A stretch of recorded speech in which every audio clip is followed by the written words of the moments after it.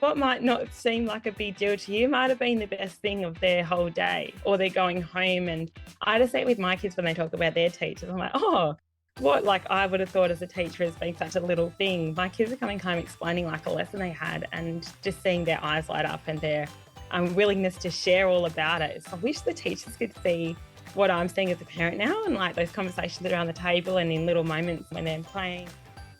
Welcome to Rainbow Skies for Teachers, the go-to show dedicated to teachers who want to make a big difference in education. Whether you're in your first few years or well into your teaching career, we are here to inspire, support, and empower you with bite-sized tips, simple strategies, and the motivation to lead an education revolution, one classroom at a time. We're Ashley and Alicia from Rainbow Sky Creations, two Aussie teachers who love all things teaching and learning. We are here to help you thrive as you work toward making an impact in your students' lives while loving your life as a teacher.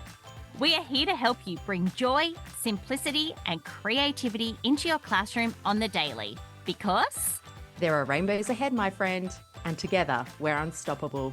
Let's get into today's episode. Rainbow Sky Creations acknowledge the traditional owners of the land that we record this podcast on, the Dharawal and Whadjuk Noongar people.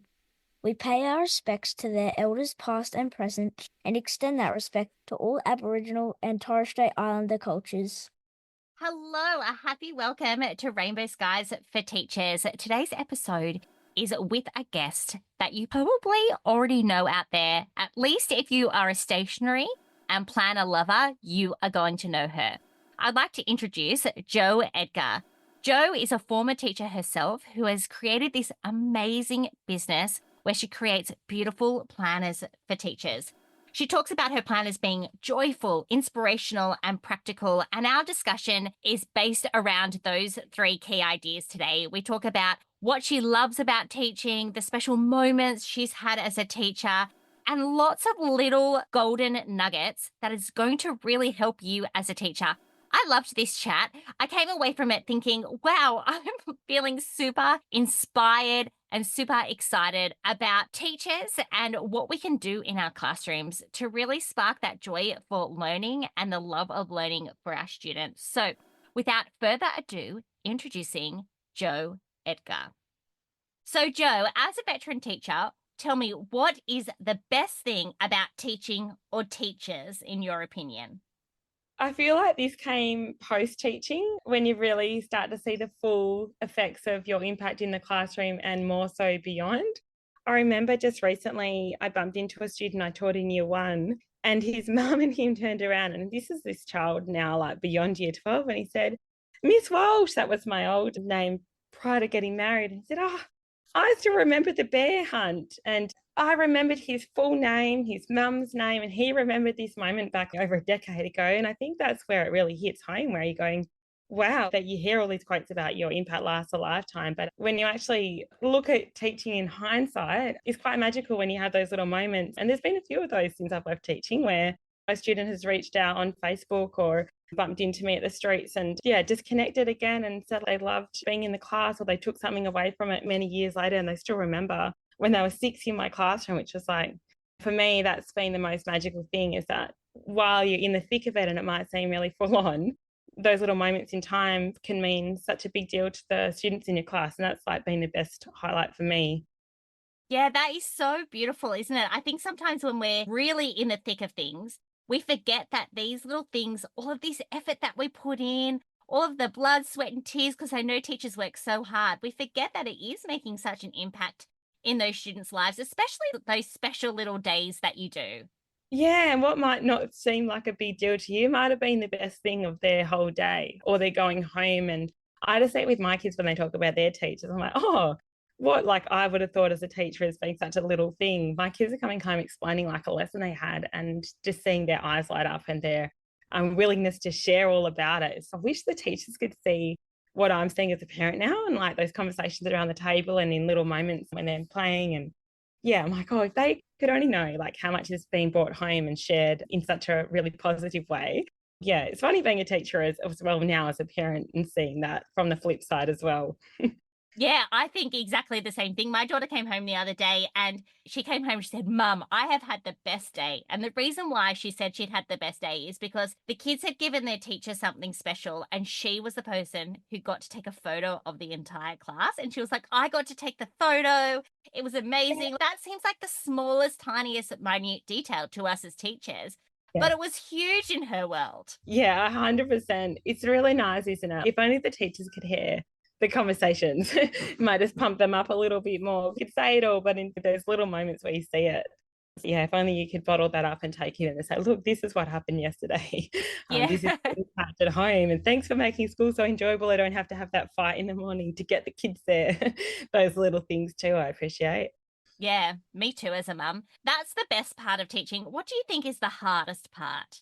Oh, it's a burnout. It's just like anyone can relate if you're a teacher. It's just so hard. There's always things to do and it doesn't seem to end. And it feels like when you get even remotely close to finishing all the things, there's another pile of things behind it. And then there's a meeting you forgot about and an assessment due. And yeah, it just doesn't stop. You're constantly on a cycle of just trying to keep up. And that's so often just burning out happened to me a few times, more than once. Yeah, it is hard to find a good balance, and I hate using that word, but it's hard to find a good medium where you're able to sustain your own personal hobbies and personal life on top of trying to manage the classroom as well as all the external things that come with that.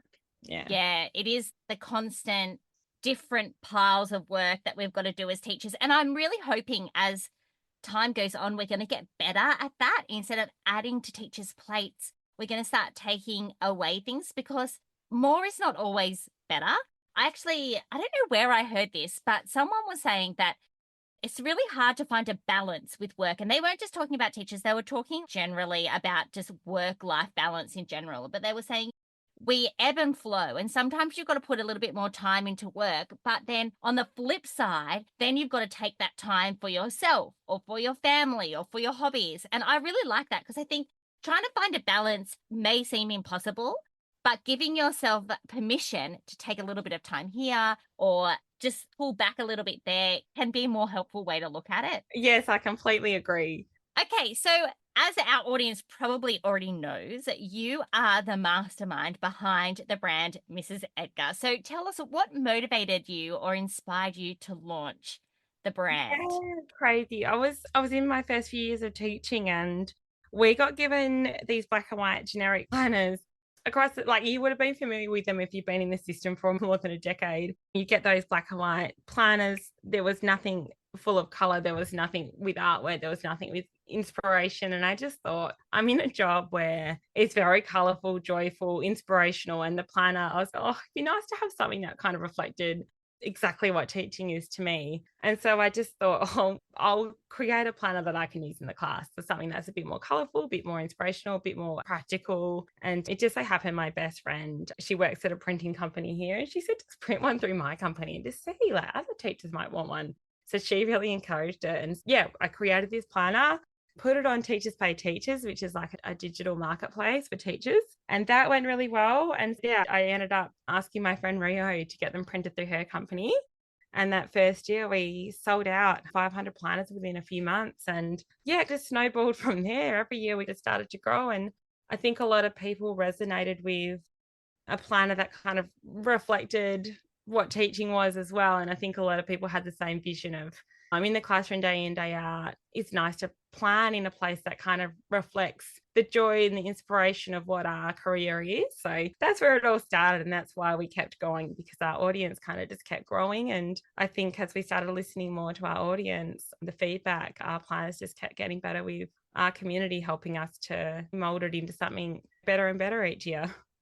Yeah, the artworks on them are absolutely gorgeous. And I think teachers, they love stationery. And if it's something that you're using every single day, it's important that you love it, that you enjoy it, that you find joy in it. Because as a teacher, if you're planning in something that you love, you're going to feel inspired. Yeah, and that was the whole idea. It's like you're in the classroom, you're looking around the room. The planner to me replicated that joy and that color, and it's a nice place to plan in, and it makes planning a bit more enjoyable. Anyway, that's how I felt about it. I feel like it resonated with a few more people too, which is really nice. Yeah, we know for sure that it resonates with loads of teachers now. Do you sell mostly your planners in Australia or are they overseas as well? Yeah, so our audience definitely within Australia. I think the high postage costs have limited us shipping internationally. However, we do have a lot of New Zealand friends who have joined us over the years, and we are looking at expanding into the UK in the future. So we'll see. And we also have a digital planner in the making, which will be more accessible internationally as well. Amazing. Tell me, are you a digital planner or are you a paper planner gal? So I recently got an ADHD assessment, which explains I feel like a hypocrite, but I'm really bad with using organizational tools. I do use my planner. I do use my computer, and we use a platform called Monday, which I kind of use like a planner as well. I have a family cal for my family stuff, whether or not I remember to put things in it. But I do. I have about 4 planners. I have a mix of digital and a mix of physical planners, my own ones, some notebooks, some scraps of post-it notes.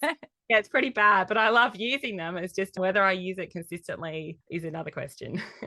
Yeah, I suppose it's about having the tools there that help you as well. And I think that is one of the most amazing things about your planners. I know I've used them in the past and I've actually gifted them to teacher friends in the past too. That if you're not the most organized, it's going to help you stay organized and keep everything together. Actually, that's one of the things that I found really hard when I first started teaching. And it was back in the day, and I feel like our podcast listeners have heard this like a million times, but we didn't really use emails to communicate. And so you got loads of pieces of paper in your staff pigeonhole to action and take.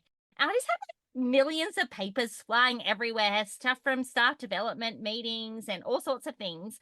And my planner became that go-to place that I put everything. Even if I didn't action it or I forgot about it or I had to go find it later, I knew where to find it. That's it. I just feel like mine's a hub. There's loose paperwork jammed in there, and there's a brain dump here, and all my to-dos are on the side. It worked for me. Whether someone could look at that and go, it's really well organized is another question. Yeah. I like that idea. Your planner as a hub, like your thinking it's hub. got everything. Yeah. It's full of bits and pieces. Yeah, it looks like a mess, but I love it. So I know that you're super passionate about your planners and helping teachers with those, but you're also a super passionate and creative teacher as well. So is there any educational philosophies or values behind the creation of your planners? Yeah, so I think we have a staff meeting every Friday and we go over our mission statement. And that is basically the mission statement explains why we do our business and why we do what we do. At the heart of it is because hardworking teachers deserve tools that help them in the classroom and help them save time and help them stay focused and help them feel that joy of teaching again. And that's at the heart of everything we do, everything we create. That is the underlying value of our business. And that's why we do what we do. Beautiful. And I think teachers probably would definitely feel those vibes when they open the packages and see the beautiful things. Because you've got planners, but you've also got, I know you call them lanyards and I call them lanyards. Oh, I didn't know there was a different word.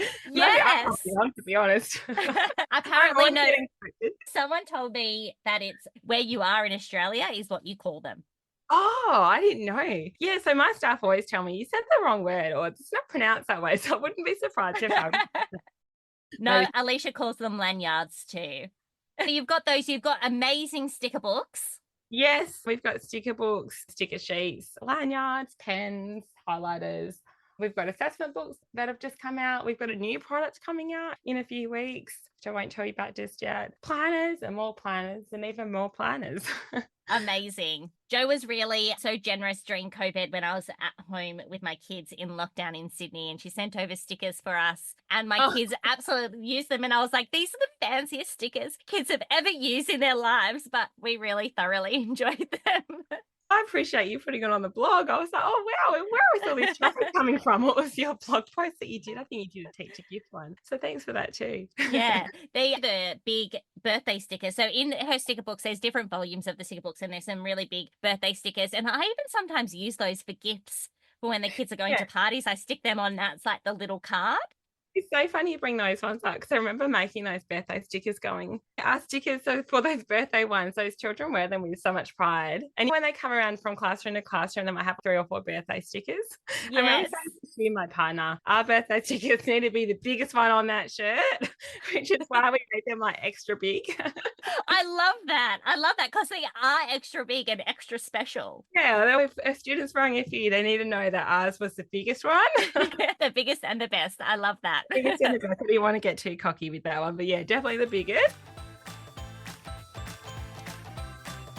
Are you looking for the perfect tool to help beginning readers? ePlatform's decodable readers are designed for learner readers using a structured phonics system to develop decoding skills. With beautifully illustrated fiction and non-fiction titles, engaging characters, and captivating voiceovers, ePlatform's decodable readers takes young readers on an exciting journey from beginner to independent reading. Available in both ebook and print, this series is bound to inspire and ignite curiosity. Join us and discover the magic of reading with decodable readers. Visit www.eplatform.co to learn more about decodable readers and digital libraries for schools. So going back to the organizational piece, I know you said that you don't feel like you're the most organized person, but sometimes I feel like tips or organizational hacks from people that don't feel that way are the best ones because they're the most useful. So do you have any organizational tips that you can share with our listeners? Yeah. The number one that I actually do and I can't not do is every night I have to just get every single job and task out of my head onto paper. If that doesn't happen, I'm trying to go to bed and I can't. I'm just thinking, oh, I've got to do this and this, and all circulates in my brain and it keeps me awake at night. For me, and hopefully someone else out there who might be having trouble winding down and going to bed, is just getting everything out of your head and chucking it onto paper, whether that's list or your reflective journals or things like that. But for me, it's just writing a to-do list. And then in the morning, just making sure that the top jobs on that list are prioritized, and literally I will highlight the ones that I'm working through on that day to make sure I don't miss it. Because I used to come into work and kind of waste a little bit of time, and the priorities were pushed to the end and I'm like, oh, I should have done that, but I didn't. And now it's the end of the day. So yeah, just brain dump. And then in the morning, I just highlight the ones I'm working on for that day so I don't lose sight of where I'm at. Just because when I work, I tend to jump in and out of projects and I can get sidetracked otherwise. Yeah, teachers can get really sidetracked too because a child's hurt or someone comes to your classroom or there's a phone call or whatever. So I love that idea of just prioritizing just a few key things, not too many things. Because I think sometimes as teachers, we've got this massive to-do list and then we look at it and we're like, oh, everything's important, but not everything has equal importance. And also, like, I was reflecting back when I was in the classroom. I was like, I don't know about you, but like when I was in the classroom and there was like 5 minutes left to the bell, but we finished and packed away, I'm like, what am I going to do? Having a stash of games just there, ready to go, it's just so good to pull out, or even just like quick whole class games that you know off the top of your head. I used to keep them photocopied until I got used to them and could pull them off the top of my head. But yeah, having a little stash, even if they're bookmarked on your computer, to bring up for those little moments, or if it's your lessons going bad, pulling one of those out, they need a brain break, pulling something out just to break up the day a bit and help your day run smoother, and being, it's okay to call this a bad lesson and it's pull out a game, get the mood, and it's gonna, I just feel like that's a great organizational one. Like it might take a little bit of time to set up some games and some bookmark pages on the website, but it definitely pays off because you'll be using them for the rest of the year in your classroom. And it's cool. I'm glad I've got those, rather than having a classroom where it feels a bit stressful, because if you've got little moments in time that could have been filled with something high energy and engaging. Yeah, for sure. That's a great one. I think for new teachers, it'd be great just even to have a little list of those go-to games. And then as you get on with it, those just come top of mind. Yeah, 100%. Do you have a go-to game? I'm just trying to think of, if I was teaching grade 3 and 4, Silent Ball is my go-to game. Yes. Even Paul Swan has a whole bunch of games that we had maths revision, all the card and dice games that you can pull out, like Fastbacks and Dice Wars. I don't know what else we'd play. Go Noodle, and what's the Australian one? Kevin and Sarah, like those kind of ones, just to pull up on the screen too. Even if it's a short behind the news segment, just to talk aloud, or yeah, what is it? UJU videos, which have got brain breaks, like having a bank of those kind of things, just for when you're like, oh my goodness, it's overwhelming, I need to bring the class back, or we've got 10 minutes before lunch, those kind of moments in time. If you've got a little bank of those just up your sleeve, they're really handy. Yeah, for sure. I'll make sure that I link some of those amazing suggestions in the show notes for teachers. If they went, oh, I want to know a little bit more about that, I'll make sure that they are linked down there. I feel like you've just given us an amazing recommendation to make teachers' life easier, with just having those banks of ideas to fill in time. So also I'm thinking, when you've got fast finishes, if the kids are already familiar with some of those activities and games, you can be like, great, go and grab those dice fluency games and start playing those. And they're that little bit more independent. But do you have any other recommendations that make teachers' lives easier? When you were just saying like the early finishes, now as a mum, I was like, I wish I did this as a teacher, but Lockie just started getting all these I don't even know what they're called off the top of my head, like these brain break games. Do you know what I'm talking about? They're like little brain puzzles. Hold on, I'm going to quickly Google them because I'm going to share them with you because I feel like they're really good. I love Oh, this. Live Googling everybody on the podcast. what This are is the they? best. Oh, no, I can't. Look, I'll have to explain them and I'll maybe tell you about them later. But they're basically like these little puzzles. It might be like tangrams or I don't know, you move this squirrel to get the acorn in the hole. And they're quite like logical thinking games. I'm like, I wish I had a bank of those because they're quite open-ended games just for those early finishes. But yeah, sorry, I'm going off on a tangent. I'll find those though and I'll send you the links so you can actually see what I'm talking about. Yeah, and we can pop that in the show notes. We love a tangent here at Rainbow Sky, so don't worry, Jo, you're in good company here. We're loving the process of doing that. I'm just coming back to the questions.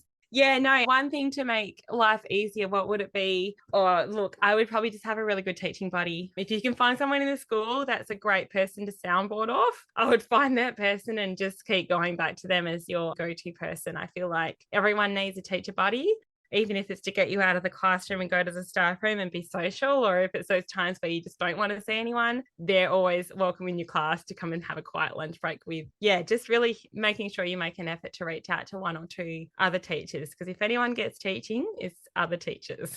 Yeah, definitely. So hard to understand what teaching really is all about if you are not a teacher. Yes, 100%. We hear it in the media all the time, just shaking my head going, this person has no idea. Yeah. Okay, so this episode is going to go live in December, so just before Christmas. Do you have any teacher gift ideas that you could recommend? Because I know people are always thinking about ideas for their own kids' teachers or colleagues or principals. Yeah. Oh, look, I'll always come back to notes and cards. I think most teachers would say they would keep a stash of those and they're nice to get out from time to time just to remember the heart of teaching while you're there. And I still have notes. This is like decades later where they're still in a box and I've kept them all these years. And it's probably the one thing I have kept out of all the things you get as a teacher. Yeah. Obviously, I'd plug my own brand here. Yeah, but... tell us. Give us a plug. What would you recommend from the Mrs Edgar shop? Oh, look, I would say if you're going on a budget, sticker books are always handy because the teacher's going to actually use them for sure. And they literally last you so much that the sticker books last quite a while. So they're quite practical. If it's for someone really special, a planner is a great one if they plan with a physical planner. But look, I would go back to notes and cards and don't go too extravagant. And even like we do classroom gifts. So like our parents all huddle together and we all put in for it. And then we can get something a little bit bigger and everyone's got input. I love those moments of people organizing things like that because then, yeah, the gifts can be like tailored depending on, normally lots of parents would know a little bit about the teacher and we can see what their personal interests are and their tastes and build gifts around that. Yeah, I think even as teachers, if you're trying to find a gift for your principal, for example, getting together with a couple of other teachers, putting a small amount in to get them something that they really like, even if it's just like a voucher to the local coffee shop if they really like that, or a bottle of wine if that's something that they really enjoy. Yeah, that's 100% right. Yeah. Okay, so we're going to play a game at the very end, but before we do that, are there any exciting developments you can share with us on the horizon for Mrs Edgar? Look, you're either going to publicly witness our biggest success or our biggest failure scene. I have been talking about it, but not so openly because I still am scared. For many years, we have tried to lift off a digital planner, a proper software through a company. The first attempt was a fail. And then we started this with a new company after extensive research, maybe just over 2 years ago. And we almost saw it come to life. And then we hit a huge roadblock and we started again from ground zero. Oh my gosh. And yeah, it has been our biggest kind of investment to date. And we have hit so many hurdles, but right now in this moment is looking amazing. And I feel really positive about it again. I'm really excited about it again. And hopefully we'll see that come to life early next year. So stay tuned. You'll either be witnessing something amazing or a huge fail, which either way, I'll share the story when it comes to that point. Amazing. Thanks so much for sharing that with us, because I think sometimes as teachers, business owners, parents, whatever, we want to hide our failures or things that don't quite work out, but it's all part of trying. If you don't try, then you never know what can happen. And I feel like it will be a big success for you because digital planning I'm a paper planner kind of gal, but I'm forced to do digital planning every now and then. It's definitely what teachers need. Yeah, thank you, Ash. All right, so before we go, we're going to do a quick game called Vibe or Unsubscribe. So I'm going to give you a few teacher fatty style of things, and you just need to tell me whether you vibe it. So it's a yes, I love it, or unsubscribe, you wish we ditched it. Yes, okay. Okay. Start of the week, vibe or unsubscribe? Unsubscribe. I feel like that was a real thing when I first started teaching, but really, if people have gone well away from it now. Yeah. I feel like everyone, I don't know. Yeah, it's okay if you do it, by the way. It's okay if you do. Yeah, these are just pure opinions. The next one is quite controversial because I've got a strong opinion about it. I'd love to hear yours. Those rainbow trolleys. Unsubscribe. Yeah. The amount of times mine fell to bits. I ran to Officeworks the minute I saw them on Instagram, and the trolleys are all falling to bits. Like, I don't actually use them for their purpose, but maybe I've got ADHD. Maybe there is someone. They look cute in photos, whether they're practical or not, I don't know. Look, I think they're not practical either. I like way unsubscribe. I've posted on TikTok before, and teachers have come at me saying like, "Why? I'm like, they fall apart." I feel like someone needs to do the real rainbow trolley, like what it actually looks like, and go through their drawers and actually show you what it's actually working like. Because I'm skeptical. I've never seen a proper one. Like, they look nice in the photo, a still photo, but I want to see a video. Yeah, a video of it in working action, like a couple of months down the track. Yeah, it's like those side-by-side comparisons, like where they're like, I tried this, and this was the Instagram worthy picture, and then this was like the real life. Okay, next one, homework. No, unsubscribe. Except for reading. You can do reading for sure. Yeah, me too. In complete agreement about that. Actually, I am surprised how many parents I've been talking to lately, like friends of my kids or relatives or whatever, that are so big on homework. Like, they'll say the school's not very good because they don't give kids enough homework. I'm like, what are you talking about? Yeah, we don't do homework in our house either. I love it. Reading, we're happy. Yeah, me too. Okay, compulsory hats and high-vis vests when you're on playground duty. Yeah, it's a vibe for me. I feel like you need to know who's on duty at site, and yeah, obviously hats are modeling good sun protection. But also, I feel like added in there, Stingos. You need a Stingos kit. Stingos kits and Band-Aids. That's definitely a vibe. Love it. What about Mr. Beast? Do you know who Mr. Beast is? No, I only found out who he was like maybe a month ago. He's like that big YouTuber, right? Yeah. Oh, look, I think he's a vibe. I haven't really seen too much, but good on him for being a big YouTuber. I don't know much other than that. I don't actually know much about him either, but I just thought I'd throw him in there because I think heaps of kids love him. Okay, flexible seating, vibe or unsubscribe? Oh yeah, go for it. Like, I feel like, yeah, however you're comfortable sitting. I'm very much a person, you don't have to sit with your legs crossed on the mat. I don't know about that one. I'm definitely a vibe. I'm a vibe for flexible seating. Love it. Finally, student gifts. So the sort of gifts that you give, they put it on their desk at the beginning of the year or on testing days. It's controversial, isn't it? I'm a vibe. I'm all for it. It doesn't have to be like monetary, but I'm not like on the desk in the mornings. I like for start of the year, I'll be like, I love that you're in our class, like a little note. Doesn't have to be anything crazy. I'm all for it. Yeah, go for it. And also, don't judge other teachers.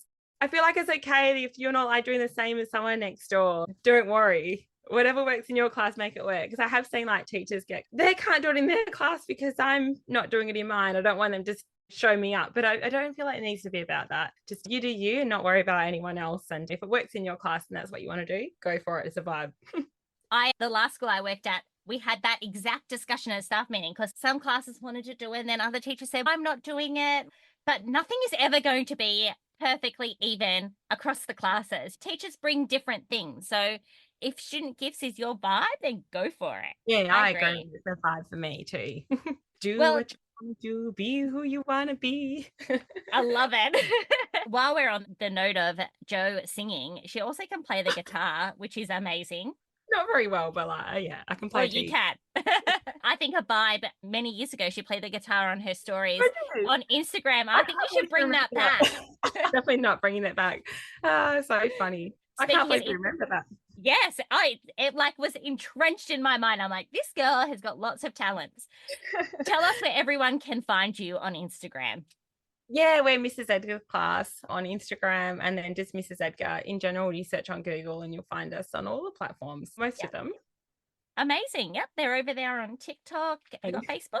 Yeah, Facebook, TikTok, Pinterest, YouTube, we're everywhere. Amazing. Thank you so much for joining us, Jo. It has been an absolute pleasure. Oh, same, Ash. Thanks for having me on your podcast. All right, I'm going to ask you another question now. That's not going to be on the podcast, but we save it for like a special thing for our members. Sure. Which isn't in existence right now, but it will be next year. I love it. Hello, our lovely members. I'm sitting here with the Jo Edgar from Mrs Edgar's class, and I've got a question for you all about teacher planners because you are a creator of so many beautiful planners. Tell us, what is a must-have quality in a teacher planner that makes life easier for you?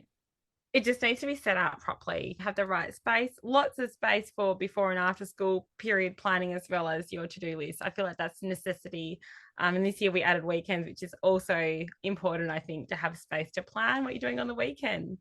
Just to have a bit of a break from making your planner all about work, have a little bit of fun and plan for it too on the weekends.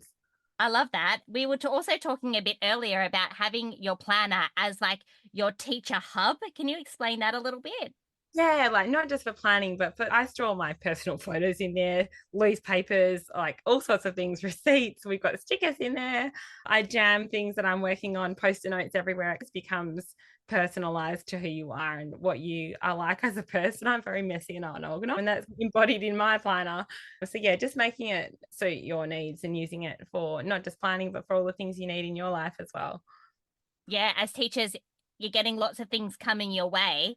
And you might be told something, and you're in the staff room, you've got to quickly jot it down on a post-it note. That's perfect just to shove in your planner or any sorts of bits of papers that you get at PD. If you pop it there, then you know where it's going to be at the end of the day if you go looking for it. Yeah, 100%. Thank you so much, Jo, for joining us. Oh, thank you so much. It's been such a pleasure to talk to you as well.